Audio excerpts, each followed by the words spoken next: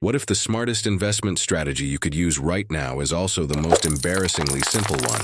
No options, no individual stocks, no crypto moonshots. 3 boring ETFs that you buy, forget about, and check once a year. The people who get rich slowly are usually the ones nobody's talking about. They're not on CNBC, they're not posting trading screenshots. They just picked a simple system, stayed consistent, and let time do the heavy lifting. Here's the exact 3-fund setup, and the math behind why it works. Look, I get it. You open your brokerage app and there are literally thousands of ETFs just staring at you, and every finance channel online is screaming at you to buy this one. No, wait, that one. Actually, so what if I told you that 3 ETFs, just 3, have consistently outperformed 90% of hedge fund managers on Wall Street? We're talking about guys pulling in millions a year whose entire job is picking stocks, and you can beat most of them with 3 funds. You could have this set up before your lunch break is over. You never touch it again. Sounds almost too simple, right? Yeah. Quick disclaimer before we get into it. Nothing I say here is financial advice. I'm just a regular person sharing what I've learned along the way. Now let's actually get into it. Here's where most people go wrong. They think more ETFs automatically means better diversification. So they end up with 15, 20 different funds and feel really good about themselves. Really sophisticated. Really protected. Then you actually look at what's inside those funds and it's the same companies, over and over. You're just holding Apple and Microsoft 5 different times through 5 different wrappers. More funds doesn't mean more diversification. It means more overlap, more confusion, and more reasons to mess with your portfolio when things get bumpy.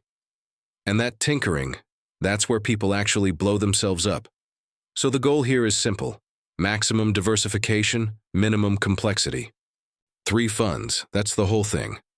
Fund 1, your foundation. If you could only ever own 1 ETF for the rest of your life, this would be it. A total U.S. stock market ETF. The 2 you'll hear about most are VTI from Vanguard and ITOT from iShares. Functionally the same thing. 1 share gives you exposure to over 4,000 U.S. companies, large cap, mid cap, small cap.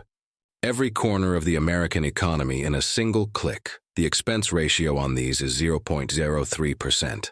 That's literally 3 cents a year on every $100 you have invested. It's basically free to own the entire U.S. stock market. Now, why total market instead of just an S&P 500 fund? The S&P 500 gives you 500 big companies. Fine. But the total market also captures smaller companies that have historically outperformed the giants over long stretches of time. You're casting a wider net without doing anything extra. Historically, the U.S. stock market has returned around 10% a year. Through wars, recessions, financial crises, pandemics. It dips, sometimes hard, but over time it has consistently climbed. This one goes at about 60% of your portfolio. It's your engine. Fund 2, international exposure. I already know the pushback coming. Why would I invest outside the U.S. when America has outperformed everything for years? It's a fair question. But here's what gets left out of that argument. From 2000 to 2010, international stocks actually beat U.S. stocks. There was an entire decade where being all in on America was genuinely the wrong call. Nobody really talks about that. You don't diversify for the future you can predict. You diversify for the one you can't. The fund I like here is Vexus from Vanguard. Total international stock market. Europe, Japan, Australia, and emerging markets like India, Brazil, and China. Thousands of companies outside the U.S. in one fund. Expense ratio of 0.7%, still almost nothing. Put somewhere between 25 and 30% here. Combined with your U.S. fund, you now own a piece of virtually every major public company on Earth. 2 funds in, and you already own the global economy, but there's one more. And this is the one almost everybody skips. Fund 3, the one that saves you from your self-bonds. Yeah, I know. Stay with me for a second. When the market drops 30% and your entire portfolio is equities, your brain doesn't think rationally. It panics. It tells you to sell everything, and a lot of people actually listen to that voice. They sell at the bottom, lock in their losses, and then watch the market recover without them. Bonds are your shock absorber. When stocks crash, bonds typically hold steady or even go up, so instead of watching your portfolio fall 30%, maybe you're down 18%.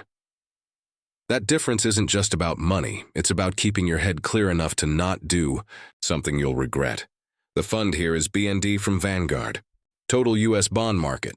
Government bonds, corporate bonds, the works. Expense ratio of 0.03%. If you're young, maybe 10 to 15% here. If you're getting closer to retirement, move it toward 25 or 30%. The full picture, 60%.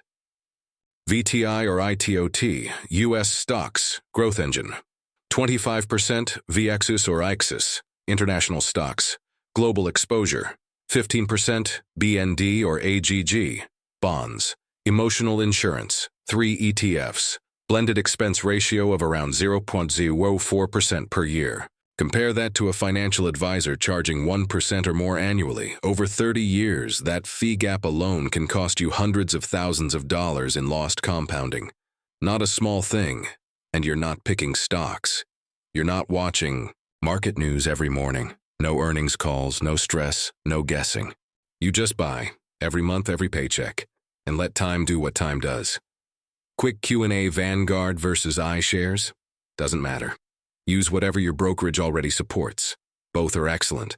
What about sector ETFs? Tech, energy, healthcare? You don't need them. Your total market fund already holds every sector. Adding more just creates concentration risk dressed up as diversification. What about Bitcoin ETFs? If you want a small crypto position, fine. But keep it separate and keep it small. These 3 are your core. Don't mess with the core. How often should I rebalance? Once a year. Seriously. Check if your percentages have drifted, then redirect new contributions to even things back out. 5 minutes, once a year. Here's the thing: Wall Street genuinely doesn't want to be a bumper sticker. Boring wins. Not sometimes. Most of the time. Simple beats complicated. Consistency beats being clever. Time in the market beats trying to time the market. 3 ETFs. Low fees. Monthly contributions. Patience. That's actually the whole game. You can have this set up in 15 minutes. Even if you start with just a single share of VTI today, just start. Seriously.